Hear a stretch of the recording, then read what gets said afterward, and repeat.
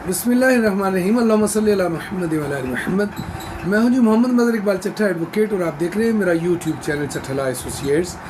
मैं इस चैनल से सरकारी मुलाजमीन को उनके कवानीन एजुकेट करता हूं और साथ ही साथ उन्हें बाखबरी देता हूं। तो अहम अपडेट है ग्रुप इंश्योरेंस के मतलब, वो आपसे शेयर करते हैं। आपसे गुजारिश है कि अगर आप मेरे चैनल पर नए हैं या आपने मेरे चैनल को अभी तक सब्सक्राइब नहीं किया तो काइंडली इसे सब्सक्राइब कर लें।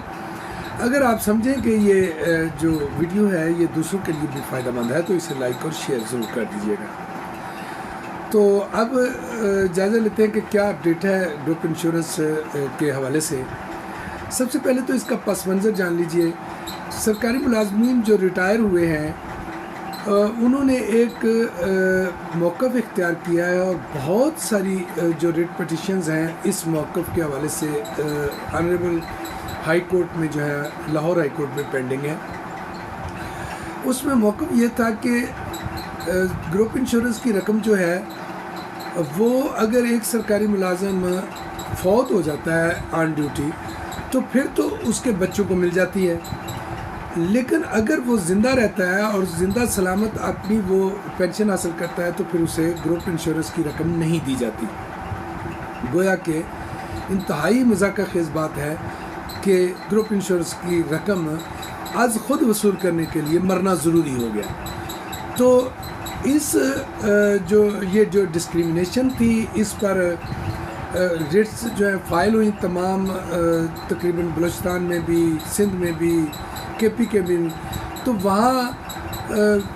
वहाँ की जो अदालतें हैं उन्होंने फ़ैसला दिया और उस पर उन्होंने डायरेक्शन दी कि इस पर कानून साजी की जाए। और कुछ सूबों में कानून साजी हो गई, और कानून साजी के बाद भी एक मसला जो है वो वहीं का वहीं रहा कि यानी कानून साजी इस हवाले से तो कर दी गई कि आइंदा के लिए जो भी रिटायर होगा उसको पेंशन की जो ग्रुप इंश्योरेंस की रकम है वो दी जाएगी, लेकिन जो रिटायर हो चुके हैं जिनके पैसे गवर्नमेंट के पास जमा हैं उनको वापस नहीं की जाती, और उसको वापस ना किए जाने का कोई जवाज़ भी हुकूमत के पास मौजूद नहीं है। तो इसमें जो अहम पेशरफ्त हुई है वो ये हुई है कि ऑनरेबल चीफ जस्टिस जनाब आलिया नीलम साहिबा ने इस केस को सुनने के लिए एक लार्जर बेंच जो है वो तश्कील दे दिया है, जिसने 16 अक्टूबर को यानी 16 अक्टूबर 2025 को इसकी समाअत की है, 3 साल के वक्फे के बाद।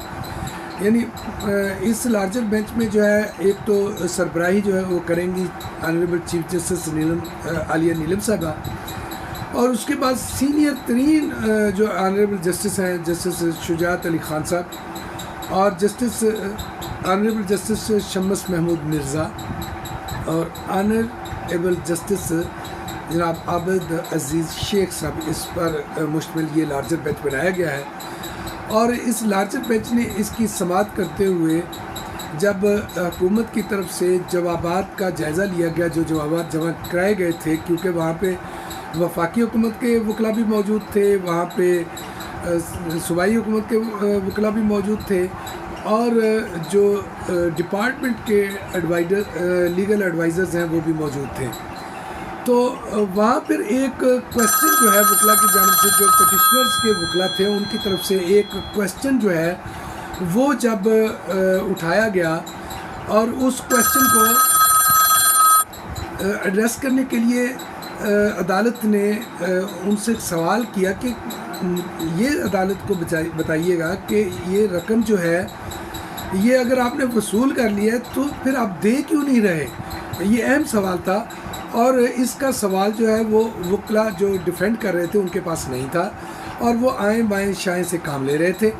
इस पर फिर अदालत ने डायरेक्शन जारी करते हुए ये हुक्म जारी किया कि तमाम जो लोग हैं अगली पेशी पर इस सवाल का जवाब जो है वो तहरीरी तौर पर जमा कराएं कि जब उनके पास रकम मौजूद है तो वापसी क्यों नहीं देते, या वापसी का तरीक़ाकार क्यों नहीं मौजूद, या वापसी का कानून क्यों नहीं मौजूद, इस तरह का जो ज़ालिमाना कानून है वो क्यों मौजूद है। ये तमाम चीज़ें जो है अदालत ने डिफेंड करने वाले वकला के सामने रखी, और उनसे ये उनको हदायत की कि वो इसका तहरीरी जवाब जमा कराएँ। तो अब इसकी समाअत शुरू हो गई है, तो सरकारी मुलाजमीन और जो पेंशनर्स रिटायर हो चुके हैं उनके लिए उम्मीद की एक किरण जो है वो नमूदार हुई है। तो इंशाल्लाह बहुत जल्द इसका फैसला हो जाएगा। تو انشاءاللہ ہم ایک دن آپ کو اسی طرح اس خوشخبری کی یعنی یہ ایک نوید مسرت آپ کو سنا رہے ہوں گے. تو اب تک اس کی تفصیلات یہی تھیں. انشاءاللہ بہت جلد ملاقات ہوگی کسی نئے قانونی ولاگ کے ساتھ, کسی نئے قانون کی تشریح کے ساتھ, یا پھر سرکاری ملازمین سے جڑی ہوئی کسی نئی خبر کے ساتھ. تب تک کے لیے میرا اور آپ کا اللہ نگہبان ہو. Thank you. اللہ نگہبان.